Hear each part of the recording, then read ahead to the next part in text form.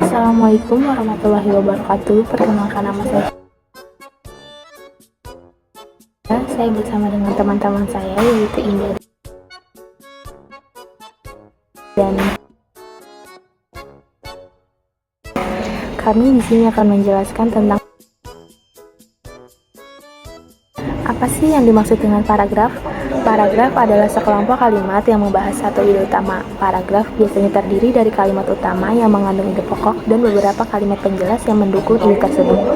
Kaidah penulisan paragraf kalimat yang disusun secara runtun dan sistematis. Apa aja sih unsur-unsur pada paragraf?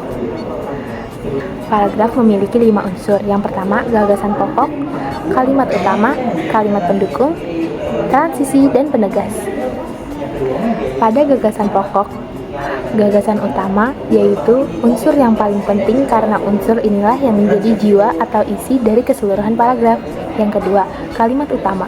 Kalimat ini adalah kalimat yang mengandung suatu gagasan utama yang diletakkan secara tersirat. Yang ketiga, kalimat pendukung. Kalimat pendukung yaitu suatu kalimat yang mengandung gagasan-gagasan penjelas. Keempat, transisi. Transisi itu supaya menjadi sebuah paragraf yang padu, kalimat-kalimat di dalam paragraf disusun dengan menggunakan transisi atau konjungsi. Penegas. Fungsi dari penegas yaitu untuk menambah daya tarik sebuah paragraf, menghindari kebosanan saat membacanya, dan sebagai penegas atau pengulang gagasan utama.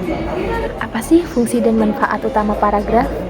Dapat menyusun ide, mengorganisir ide-ide dalam tulisan, lalu memudahkan pembaca, membuat teks lebih mudah dibaca dan dipahami, lalu menekankan poin penting, menyoroti ide utama secara terpisah, kemudian memberikan ruang bernapas, mencegah teks terlihat terlalu padat, lalu menghubungkan ide-ide dengan menggunakan kalimat penghubung atau transisi.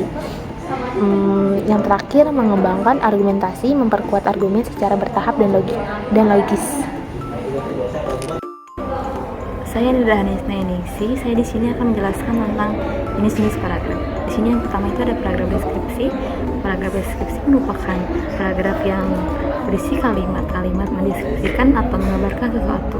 Di sini yang kedua ada paragraf narasi.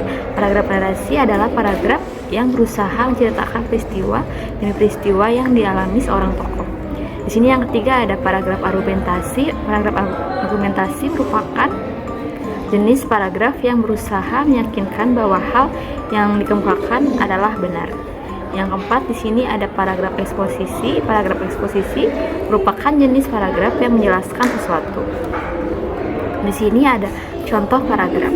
Di sini paragraf benarnya itu, pantai itu begitu indah dengan pasir putihnya yang halus dan air laut yang jernih.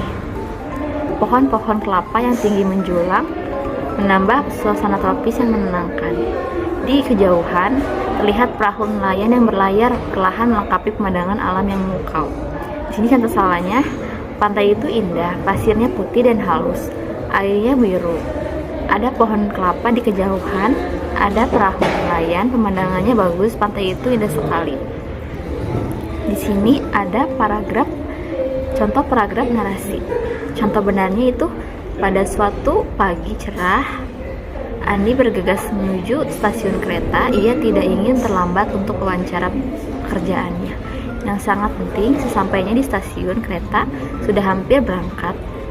Dengan melangkah cepat, Andi berhasil naik ke kereta tepat waktu sambil berharap semuanya berjalan lancar. Di sini ada contoh salahnya. Pagi itu cerah, Andi ke stasiun.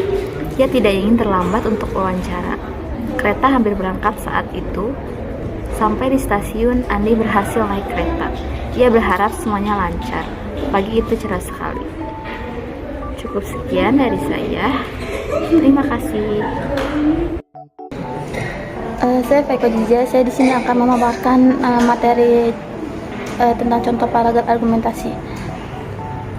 Contoh benarnya yaitu meningkatkan pajak terhadap kendaraan bermotor dapat mengurangi polusi udara. Dengan biaya yang lebih tinggi, orang akan cenderung beralih ke transportasi umum yang lebih ramah lingkungan.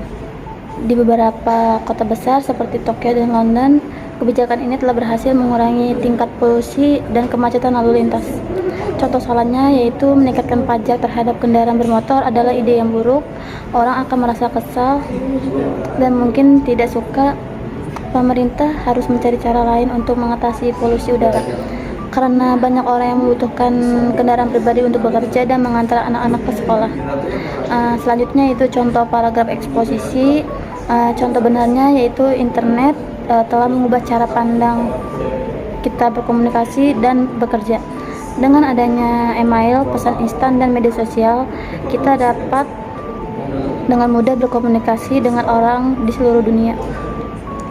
Selain itu, banyak pekerjaan yang sebelumnya harus dilakukan di kantor sekarang bisa dilakukan dari rumah berkat internet.